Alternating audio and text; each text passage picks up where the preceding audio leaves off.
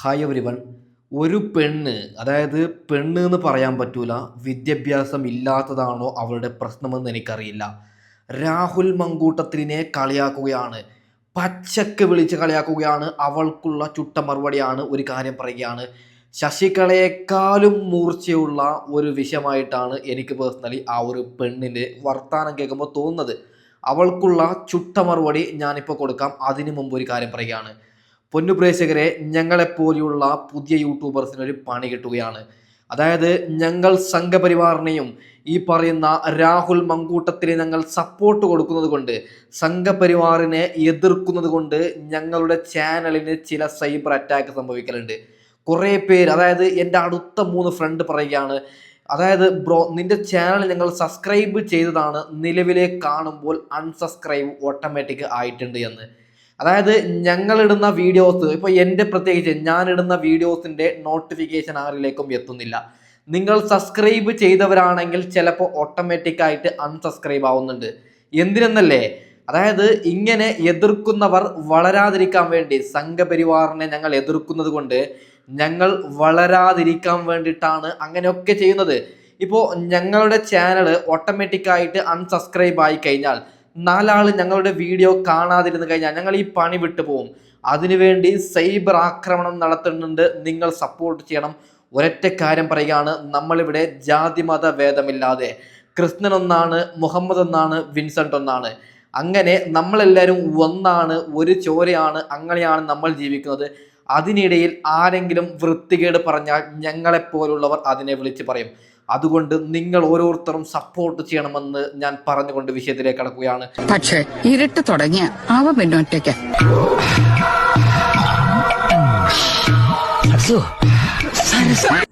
Hi guys, Rahul Mamkootathil, ഇവനെ ശരിക്കും മാങ്കൂട്ടത്തിൽ എന്നല്ല വിളിക്കേണ്ടത്, പൂന്തോട്ടത്തിൽ എന്നാണ് വിളിക്കേണ്ടത്. കാരണം തേൻ കുടിക്കുക പരാഗണം നടത്തുക, തേൻ കുടിക്കുക പരാഗണം നടത്തുക, ഈ ഒരു പരിപാടിയാണ് പുള്ളിക്കാരൻ ചെയ്തുകൊണ്ടിരിക്കുന്നത്. ഈ പെണ്ണിനോടൊരു കാര്യം ഞാൻ പറയുകയാണ്, നിനക്ക് വിദ്യാഭ്യാസമുണ്ടോ, വിവരമുണ്ടോ, അല്ല വിദ്യാഭ്യാസം ഇല്ലാതെയാണോ, ബോധമില്ലാതെയാണോ നീ ഇങ്ങനെ പറയുന്നത്? രാഹുൽ മങ്കൂട്ടത്തിലിനെ ആ പെണ്ണ് ചതിക്കുകയായിരുന്നു. നിങ്ങൾക്ക് എല്ലാവർക്കും അറിയാൻ പറ്റുമല്ലോ. അതായത് ആ പെണ്ണ്, രാഹുലിനെ പ്രണയം നടിച്ച പെണ്ണിന് ഒരു ഭർത്താവുള്ള കാര്യം രാഹുൽ അറിയില്ലായിരുന്നു. എൻ്റെ ലൈഫ് പാർട്ട്ണറാക്കും, ഞാൻ ജീവിതകാലം മുഴുവനും ഇവളോടൊപ്പം ജീവിക്കുമെന്ന് പറഞ്ഞിട്ടാണ് രാഹുൽ മങ്കൂട്ടത്തിൽ ശാരീരികമായി ബന്ധപ്പെടുന്നത്. അവിടെ രാഹുൽ മങ്കൂട്ടത്തിൽ ക്ലിയറായി കൃത്യമായി പറയുന്നുണ്ട്, കുഞ്ഞു വേണം. ഇപ്പോൾ കാമഭ്രാന്തേറിയിട്ട് പീഡനവീരനാണെങ്കിൽ കുഞ്ഞു വേണമെന്ന് പറയുമോ? അപ്പോൾ ലൈഫ് പാർട്ട്ണറെ എനിക്ക് വേണമെന്ന് പറഞ്ഞിട്ടാണ് രാഹുൽ പെട്ടത്. രാഹുലിനെ അവൾ ട്രാപ്പ് ചെയ്യുകയായിരുന്നു. അത് എന്തുകൊണ്ട് ഈ സംഘപ്പെണ്ണ് മനസ്സിലാക്കുന്നില്ല എന്ന് എനിക്കറിയുന്നില്ല. ഓക്കെ, ബാക്കി കൂടി കേട്ട് നോക്കാം. പിന്നെ രാഹുലിന്റെ ഭാഗത്ത് എന്താണ് തെറ്റെന്ന് പറഞ്ഞു കഴിഞ്ഞാൽ, അയാൾ ഒരു ജനപ്രതിനിധിയാണ്, സാമൂഹ്യ സേവനങ്ങൾ ചെയ്യുന്ന ഒരാളാണ്. അപ്പം സ്വന്തമായിട്ടൊരു ബോധം ഉണ്ടാവില്ല, ഞാൻ കാരണം കുടുംബങ്ങൾ തകരരുത്, ഞാൻ 4 ആൾ അറിയുന്ന ഒരു വ്യക്തിയാണ് ഞാൻ. എന്താണ് ഇവിടെ രാഹുൽ എന്ത് തെറ്റാണ് ചെയ്തത്? നിന്റെ കയ്യിൽ പ്രൂഫ് ഉണ്ടോ?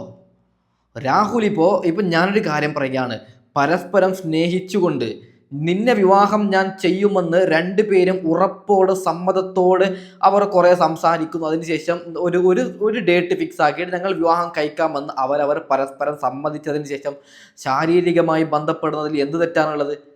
നിയമപരമായിട്ട് ഒരു തെറ്റുമില്ല. ഇപ്പൊ ഞാനൊരു പെണ്ണിനെ വിവാഹം കഴിക്കുന്നു എന്നൊരു എക്സാമ്പിൾ, ഇവിടെ മതനിയമങ്ങളൊന്നും ഞാൻ കൊണ്ടുവരുന്നില്ല. ഒരു നാട്ടിലൊരു സൊസൈറ്റി നിയമമാണ് ഞാൻ പറയുന്നത്. അതായത് ഞാനൊരു പെണ്ണിനെ ഇഷ്ടപ്പെട്ടു, ഉറപ്പായിട്ടും ഞങ്ങൾ വിവാഹം കഴിക്കുമ്പോൾ അവൾ എന്നോട് പറഞ്ഞു, നീ എൻ്റെ ചക്കരയാണ്, നീ എൻ്റെ കരളാണ്, തേനാണ്, നീ ഇല്ലെങ്കിൽ ഞാനില്ല, അങ്ങനെയൊക്കെ പറഞ്ഞതിന് ശേഷം ഞാനും അവളുമായിട്ട് ശാരീരികമായി ബന്ധപ്പെട്ടാൽ എന്ത് തെറ്റാണുള്ളത്? അടുത്ത ആഴ്ച ഞാൻ അവളെ വിവാഹം കഴിക്കും. ഇവിടെ രാഹുൽ മങ്കൂട്ടത്തിന് പറ്റിയ തെറ്റ്, അങ്ങനെ ശാരീരികമായി ബന്ധപ്പെട്ടതിന് ശേഷമാണ് രാഹുൽ അറിയുന്നത് ഇവൾക്ക് വേറെ ഭർത്താവ് ഉണ്ട്, ഇത് വലിയൊരു ട്രാപ്പിൽ, രാഹുലിനെ വലിയൊരു ട്രാപ്പിൽ കൊടുക്കുകയാണെന്ന്. ഓക്കെ, ഇവൾ പറയുന്ന ബാക്കി കൂടി കേട്ട് നോക്കാം. രാഹുല് ഒരാളാണ് ഒരുപാട് പെൺകുട്ടികളുമായിട്ട് ശാരീരിക ബന്ധത്തിലും സെക്സ് ചാറ്റിലും ഒക്കെ ഏർപ്പെട്ടിട്ടുള്ളത്. രാഹുലുമായിട്ട് പല സ്ത്രീകളും. ഇവിടെ ഇയാളാണ് കൂടുതൽ ക്രൈം ചെയ്തിട്ടുള്ളത് എന്ന് പറയാം. ഇപ്പൊ ഞാനൊരു ഉദാഹരണം പറയുകയാണെങ്കിൽ, പൈസയ്ക്ക് വേണ്ടി ശരീരം വിൽക്കുന്ന ഒരു പെൺകുട്ടി, അവള് ശരീരം പങ്കുവെക്കുന്നത് 1-ൽ കൂടുതൽ പുരുഷന്മാരെ കൂടെയാണ്. അങ്ങനെയുള്ള ഒരു സ്ത്രീനെ നമ്മളെല്ലാരും പറയുക എന്താണ്, പ്രോസ്റ്റിറ്റ്യൂട്ട് എന്നോ അല്ലെങ്കിൽ വേശ്യാന്നോ, അങ്ങനെയൊക്കെയാണ് ആളുകൾ ആ സ്ത്രീനെ വിലയിരുത്തുന്നത്. അതേപോലെ തന്നെ ഒരു പുരുഷൻ 1-ൽ കൂടുതൽ സ്ത്രീകളുമായിട്ട് ശാരീരിക ബന്ധം വെച്ച് പുലർത്തിക്കൊണ്ടിരിക്കുകയാണ്. അയാളെ നമ്മൾ ഏത് രീതിയിലാണ് അഭിസംബോധന ചെയ്യേണ്ടത്, എങ്ങനെയാണ് അയാളെ വിളിക്കേണ്ടത്? രാഹുലിനെ നോക്കുകയാണെങ്കിൽ പുള്ളിക്കാരൻ ആ ഒരു ഗണത്തിൽപ്പെട്ട ആളല്ലേ. മോളെ ഒരു കാര്യം പറയുകയാണ്, നീ അകത്താവും. നിന്റെ കയ്യിൽ തെളിവുണ്ടോ? ഇവളിപ്പോൾ എന്ത് പച്ചക്കാണ് ഇവൾ വിളിച്ച് പറയുന്നത്? രാഹുൽ പല സ്ത്രീകളുമായിട്ട് ബന്ധപ്പെട്ടിട്ടുണ്ട് എന്നല്ലേ ഇവൾ പറഞ്ഞത്. ഇതിനെ കൊടുത്ത് കേസ് കൊടുത്തു കഴിഞ്ഞാൽ 8ന്റെ പണി കിട്ടും. ഓക്കെ, നമ്മൾ പറയുമ്പോൾ ഒന്നെങ്കിലും ഒരു കോമ അല്ലെങ്കിൽ ഒരു ക്വസ്റ്റ്യൻ മാർക്ക് ആയിരുന്നോ നോ അങ്ങനെ എന്തെങ്കിലും പറയണം. ഇത് ഇവൾ പെടും. ഇതാരെങ്കിലും കംപ്ലൈൻറ്റ് കൊടുത്തു കഴിഞ്ഞാൽ 100% പെടും. എന്ത് തെളിവാണുള്ളത്? ഇപ്പോൾ വന്ന വോയിസ് ക്ലിപ്പിൽ, ഓഡിയോ ക്ലിപ്പിൽ രാഹുൽ മങ്കൂട്ടത്തിൽ ഒരു പെണ്ണുമായിട്ട്, അതായത് ആ പെണ്ണുമായിട്ട് ശാരീരികമായി ബന്ധപ്പെട്ടു. അതിൻ്റെ കാരണമുണ്ട്. ഒരു കാര്യം പറയുകയാണ്, ഇവിടെ രാഹുൽ മങ്കൂട്ടത്തിലിനെ ആ പെണ്ണ് ചതിക്കുകയായിരുന്നു. കല്യാണം കഴിഞ്ഞ കാര്യം പോലും പറയാതെ പ്രണയം നടിക്കുകയായിരുന്നു. ഇവൾ എന്ത് ഭാവിച്ചിട്ടാണ് ഇങ്ങനെ പറയുന്നത്? രാഹുൽ പല സ്ത്രീകളുമായിട്ട് ബന്ധപ്പെട്ടു എന്ന്. കേസ് കൊടുത്തു കഴിഞ്ഞാൽ പൊന്നാര മോളെ പുറത്തിറങ്ങൂല നീയൊക്കെ. സത്യം പറഞ്ഞാൽ റിച്ചിന് വേണ്ടിയിട്ട് എന്നും വിളിച്ച് പറയാവുന്നതാണോ? ഞാനിത് ഈ വീഡിയോ റിയാക്റ്റേ ചെയ്യില്ലായിരുന്നു. ഇത് എനിക്ക് 2 ഫ്രണ്ട് എനിക്ക് അയച്ചു തന്നപ്പോൾ സത്യം പറഞ്ഞാൽ ഞാൻ ഞെട്ടിപ്പോയി. എന്താണ് ഇങ്ങനെയൊക്കെ പറയണോ? അല്ലെ ഇങ്ങനെ പറയാം ഇവൾക്ക്, അതായത് ഒരു അഭിപ്രായം പറയുന്ന ഒരു രീതിയിൽ ഇങ്ങനെ പറയാം, രാഹുൽ പല സ്ത്രീകളുമായിട്ട് ശാരീരികമായി ബന്ധപ്പെട്ടോ, അങ്ങനെയൊക്കെയാണ് കാര്യങ്ങൾ കേൾക്കുന്നത്. അങ്ങനെ പറഞ്ഞാൽ പിന്നിങ്ങനെ കുഴപ്പമില്ല. ഇവൾ പറയുന്നത് എന്താണ്? എന്ത് ഭാവിച്ചിട്ടാണ് ഇവൾ ഇങ്ങനെ പറയുന്നത്? പല സ്ത്രീകളുമായിട്ട് ബന്ധപ്പെട്ടു എന്ന് എന്തിൻ്റെ അടിസ്ഥാനത്തിലാണ് ഇവൾ പറയുന്നത്? ഇതിൻ്റെ കയ്യിൽ തെളിവുണ്ടോ? ഓക്കെ, ബാക്കി കൂടി കേട്ട് നോക്കാം. പെൺകുട്ടി തെറ്റ് ചെയ്തിട്ടില്ല, പുണ്യവതിയാണ് എന്നൊന്നും ഞാൻ പറയുന്നില്ല. ഇപ്പൊ റീസെന്റ് ആയിട്ട് വന്ന ഒരു പെൺകുട്ടി വിവാഹം കഴിഞ്ഞതാണെന്നും കല്യാണം കഴിഞ്ഞിട്ട് 1 വർഷമായിട്ടേ ഉള്ളൂ എന്നൊക്കെ പറയുന്നുണ്ട്. അവിടെയും രാഹുൽ ഈശ്വർ വന്നിട്ട് മാങ്കൂട്ടത്തിനെ വെളുപ്പിക്കുന്നുണ്ട്. കല്യാണം കഴിഞ്ഞ കാര്യം വിവാഹം മറച്ചു വെച്ചിട്ടാണ് രാഹുലുമായിട്ട് ബന്ധം സ്ഥാപിച്ചതെന്നൊക്കെ. ഇയാളുമായിട്ട് ബന്ധത്തിൽ ഏർപ്പെട്ട വേറെ പല സ്ത്രീകളും ഇതിനു മുമ്പ് വന്നിട്ടും പെൺകുട്ടികൾ ഇങ്ങോട്ട് വന്നാൽ രാഹുലിന് അതൊന്നൊരു വിഷയമേ അല്ല, രാഹുൽ അങ്ങോട്ട് പോവും എന്നുള്ളതാണ്. വിവാഹം കഴിഞ്ഞവരാട്ടെ വിവാഹം കഴിയാത്തവരാട്ടെ രാഹുലിന് അതൊക്കെ ഒരു എന്റർടൈൻമെന്റ് ആണ് എന്നുള്ളതാണോ രാഹുൽ ഈശ്വർ അയാളുടെ വീഡിയോസ് വഴി പറയുന്നത് എന്നാണ് എനിക്ക് മനസ്സിലാവാത്തത്. അല്ല, ഈ സംഘിപ്പണിനോട് ഞാനൊരു ചോദ്യം ചോദിക്കുകയാണ്. നിന്റെ കയ്യിൽ തെളിവുണ്ടോ? ഇതിനു മുമ്പ് കുറേ പെൺകുട്ടികൾ വന്നിട്ടുണ്ട് എന്നൊക്കെ നീ പറയുന്നുണ്ടോ? നിന്റെ കയ്യിൽ ആരാണ് വന്നത്? ശാരീരികമായി രാഹുൽ പീഡിപ്പിച്ചു എന്ന് പറഞ്ഞിട്ട് വേറെ ആരാണ് വന്നത്? തെളിവുണ്ടോ?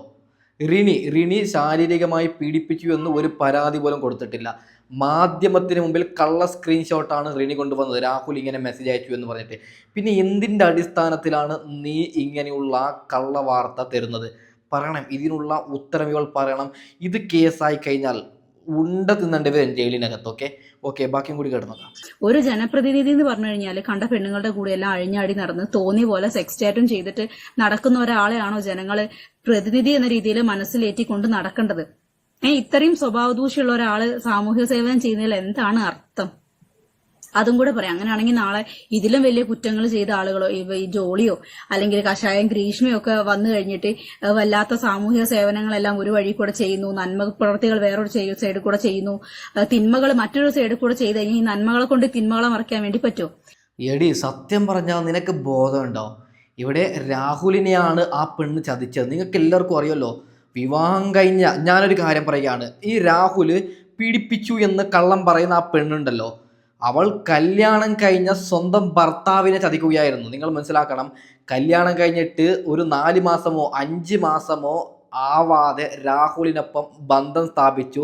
രാഹുലെ, നീ എന്നെ വിവാഹം കഴിക്കണമെന്ന് പറഞ്ഞിട്ട് ശാരീരികമായി പോയിട്ടുണ്ടെങ്കിൽ അവളുടെ ഒരു അവസ്ഥ, ആ പെണ്ണിൻ്റെ ഒരു അവസ്ഥ നിങ്ങളൊന്ന് ചിന്തിക്കണം.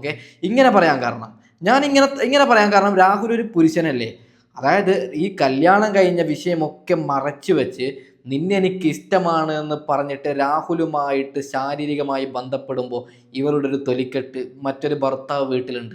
എന്താണല്ലേ ഇതൊക്കെ? ഒരു പ്ലാനിന്റെ ഭാഗമാണ്. ഇവളൊക്കെ എന്ത് ഭാവിച്ചിട്ടാണ് ഇങ്ങനെ പറയുന്നത്? ഓക്കെ, ബാക്കിയും കൂടി കേട്ട് നോക്കാം. ഇവിടെ രാഹുലിന്റെ കേസുകളിൽ നടന്നുകൊണ്ടിരിക്കുന്ന അതാണ്. എല്ലാ കുറ്റവും ഇപ്പൊ പെണ്ണുങ്ങളുടെ ഭാഗത്താണ്. സ്ത്രീകൾ അങ്ങോട്ട് ചെന്നതുകൊണ്ടല്ലേ രാഹുൽ അത് ചെയ്തത്? കല്യാണം കഴിഞ്ഞൊരു സ്ത്രീയല്ലേ, അവളൊരു പുരുഷന്റെ അടുത്തേക്ക് പോവാൻ പാടുണ്ടോ? ഒരു പരസ്ത്രീ ബന്ധം സ്ഥാപിച്ച രാഹുലിന്റെ ഭാഗത്ത് തെറ്റില്ല, അവിടെ രാഹുൽ പുണ്യവാളൻ. ഇപ്പുറത്തെ പെണ്ണ് മാത്രമാണ് തെറ്റുകാരി. ഇപ്പൊ വേറൊരു വോയിസും കൂടെ പുറത്തു വന്നിട്ടുണ്ട്. എന്താണ്, കൊല്ലാൻ ശ്രമിച്ചു, മരുന്ന് നൽകി കൊല്ലാൻ ശ്രമിച്ചു എന്നൊക്കെ പറഞ്ഞിട്ട്. എന്തായാലും നമുക്ക് ആ വോയിസിലൂടെ ഒന്ന് കടന്നുപോയിട്ട് വരാം. എടി, ഒരു കാര്യം പറയുകയാണ്, മരുന്ന് കൊടുത്തു കൊല്ലാൻ ശ്രമിച്ചു എന്ന് ആരാണ് പറഞ്ഞത്? അവൾക്ക്, അതായത് രാഹുൽ ഇപ്പോൾ ശാരീരികമായി ബന്ധപ്പെട്ടു എന്ന് പറയുന്ന പെണ്ണിന് 10-18 വയസ്സായി, ഏജായി, പ്രായമായി, ചിന്തിക്കാനുള്ള എല്ലാ ബോധമുണ്ട്. ശാരീരികമായി ബന്ധപ്പെടുമ്പോൾ എന്തുകൊണ്ട് സമ്മതിച്ചു പ്രഗ്നന്റ് ആക്കാൻ? ഇതൊക്കെ ഒരു ട്രാപ്പിന്റെ ഭാഗമാണ്, ബുദ്ധിയുള്ളവർക്ക് മനസ്സിലാവും. കുറേ പേര് പറയുന്നത് രാഹുൽ മങ്കൂട്ടത്ത്, അതായത് ഈ പെണ്ണ് ഡിവോഴ്സ് ആണെന്നാണ്, രാഹുലുമായിട്ട് അടുപ്പം ഉണ്ടായ പെണ്ണ് ഡിവോഴ്സ് ആണെന്നാണ്. അതിൻ്റെ തെളിവ് നമ്മുടെ രാഹുൽ ഈശ്വർ പറയുന്നുണ്ട്. നമുക്കത് ജസ്റ്റ് ഒന്ന് കേട്ട് നോക്കാം. ഡിവോഴ്സ് ആണെന്ന് പറയുന്നുണ്ടല്ലോ. ആ കുട്ടി ഡൈവേഴ്സ് അല്ല. ഞാൻ ഈ പറയുന്ന തെറ്റാണെങ്കിൽ എന്നെ അറസ്റ്റ് ചെയ്യണം. ഞാൻ ഈ രാഹുൽ ഈശ്വർ പറയുന്നത് ഈ തെറ്റാണെങ്കിൽ അതിജീവിതയെ അറസ്റ്റ് ചെയ്തു, അതിജീവിതയെ അപമാനിച്ചു എന്ന പേരിൽ എന്നെ അറസ്റ്റ് ചെയ്യണം. 2024 ഓഗസ്റ്റ് അല്ലെങ്കിൽ ഓഗസ്റ്റ് മാസം, ഡേറ്റ് എനിക്കറിയാം, ഞാൻ ഇപ്പം നേരത്തെ പറഞ്ഞാൽ നിങ്ങൾ കേട്ടെങ്കിൽ അങ്ങ് എടുത്താൽ മതി. 2024 ഓഗസ്റ്റിന് കല്യാണം കഴിച്ച ഈ കുട്ടി ഇതുവരെ ഡിവോഴ്സ്ഡും അല്ല.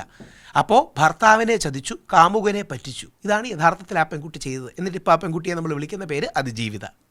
അപ്പോൾ ഈ നിർബന്ധിച്ച് ഈ ഗർഭചിത്രം നടത്തി അടക്കമുള്ള കാര്യങ്ങൾ ഉയർത്തുന്നു. ആ പെൺകുട്ടി സ്വന്തമായിട്ടല്ലേ മരുന്ന് കഴിച്ചത്? അല്ല, രാഹുൽ നിർബന്ധിച്ചാണെന്ന് വീഡിയോ കോളിൽ അടക്കം നിർബന്ധിച്ചിട്ട് കോളി വന്ന് പറഞ്ഞു. ഇവർ പരസ്പര സമ്മതത്തോടെയല്ലേ? അല്ല, ഈ ഓഡിയോ ഈ നിർബന്ധിച്ചു എന്നൊരു വാക്ക് എല്ലാത്തിനെയും കൂടെ കയറ്റിയാൽ നിർബന്ധിത ഗർഭചിത്രം ആകൂ. ആ പെൺകുട്ടിയുടെ വായിലേക്ക് വന്ന് ബോധപൂർവ്വം നിർബന്ധപൂർവ്വം തുറന്ന് വായിലേക്ക് ഇട്ടുകൊടുത്ത് കുടിപ്പിച്ചൊന്നുമല്ലല്ലോ. ആ പെൺകുട്ടി സ്വയം, രാഹുൽ അടുത്തുപോലും ഇല്ലായിരുന്നല്ലോ.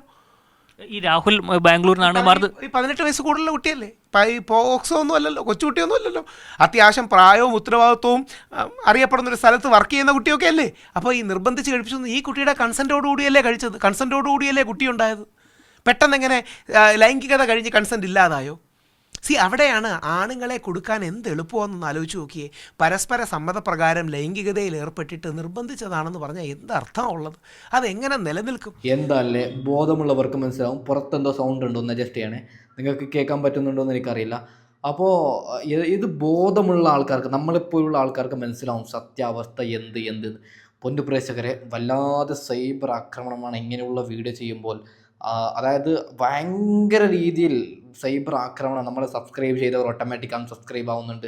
എന്തൊക്കെയോ പ്രശ്നങ്ങളുണ്ട്. അതൊക്കെ നിങ്ങളൊന്ന് സപ്പോർട്ട് ചെയ്യണം. ലൈക്ക് ചെയ്ത് സബ്സ്ക്രൈബ് ചെയ്ത് നമുക്കൊന്ന് സപ്പോർട്ട് തരണമെന്ന് പറഞ്ഞുകൊണ്ട് ഞാൻ വൈൻഡപ്പ് ചെയ്യുന്നു. Okay, by.